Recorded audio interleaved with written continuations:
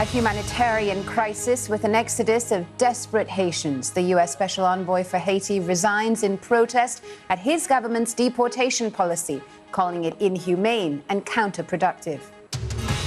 The German election campaign enters its final days as the frontrunners to succeed Angela Merkel hold their last televised debate.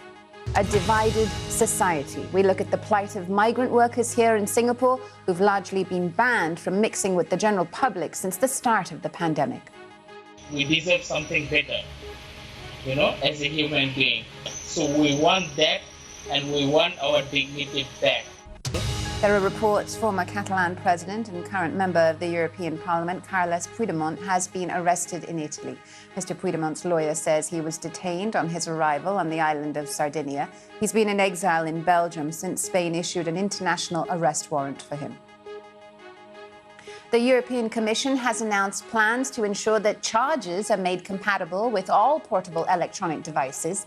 It said a universal charger for all mobile phones, tablets and headphones would cut waste and avoid duplication. It's believed the change would affect consumers around the world. Apple, which doesn't use the EU's specified format, said the measure would stifle innovation.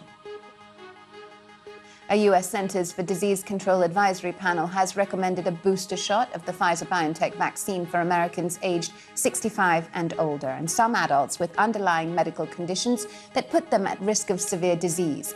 But the panel declined to recommend boosters for adults aged 18 to 64 who live or work in institutions with high risk of contracting COVID. Taiwan says China has flown 19 warplanes towards the island, one of the biggest incursions in months. The Chinese aircraft included fighter jets and 2 nuclear-capable bombers. Beijing now regularly flies military planes near Taiwan, reinforcing its claim of sovereignty over the island.